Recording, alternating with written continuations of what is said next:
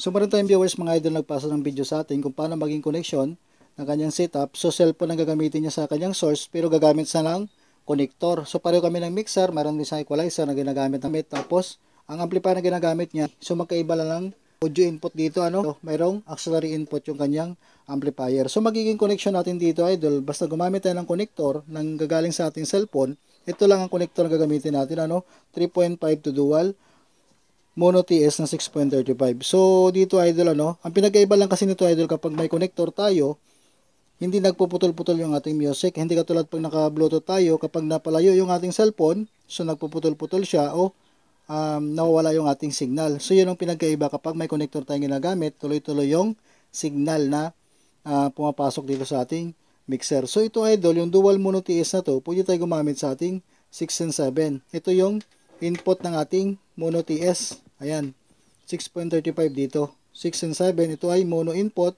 para sa left and right output ng ating mixer dito. Dito naman idol sa ating output ng ating mixer, papunta rito sa ating equalizer, pwede tayo gumamit dito ng TS to TS, pero ang hawak ko dito ay mono TS to dual XLR male. So itong gagamitin natin, main output dito sa ating left and right output ng ating mixer, papunta ito ngayong XLR sa ating input ng ating equalizer channel 1 at saka channel 2. Pwede na TS to TS, pwede itong connector na ginagamit ko o yung hawak ko, ayan. So input lang natin itong XLR natin sa ating channel 1 at saka channel 2. Ayan. Dito naman sa ating output tayo ng ating equalizer, mayroon dalawang tayong connector na pwede gagamitin dito, XLR at saka TS. Ito naman isa nating connector, dual XLR female to dual male RCA. So itong connector na to na pwede natin gamitin. So mamili na lang tayo kung ano ang gagamitin natin dito, TS or XLR. Pero dito gagamitin ko ay XLR. So output lang natin itong ating XLR connector dito sa channel 1 at saka channel 2 ng ating equalizer. So sa amplifier nyo idol, may nakita kong auxiliary input, So i-select nyo na lang yung inyong amplifier o yung selector ng inyong amplifier sa auxiliary para doon kayo mag-input sa inyong auxiliary input. Dito naman, halimbawa itong ating amplifier nakaselect sa BCD, yung pinaka-selector nito.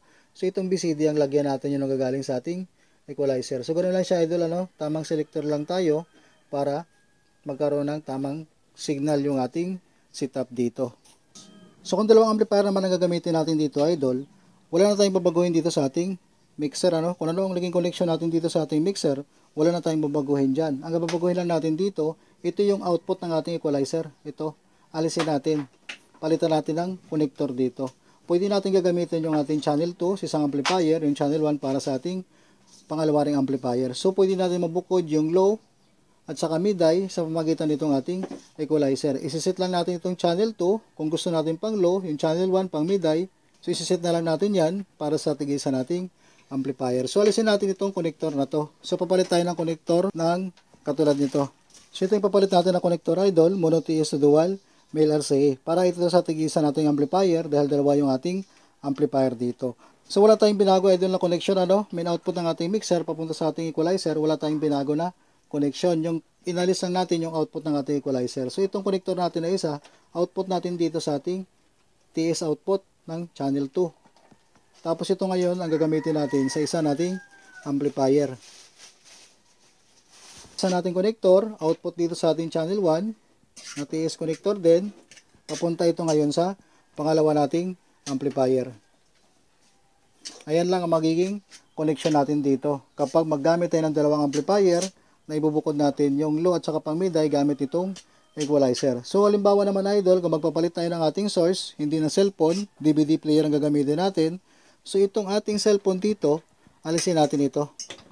Papalit tayo ng connector ng ating DVD player dito.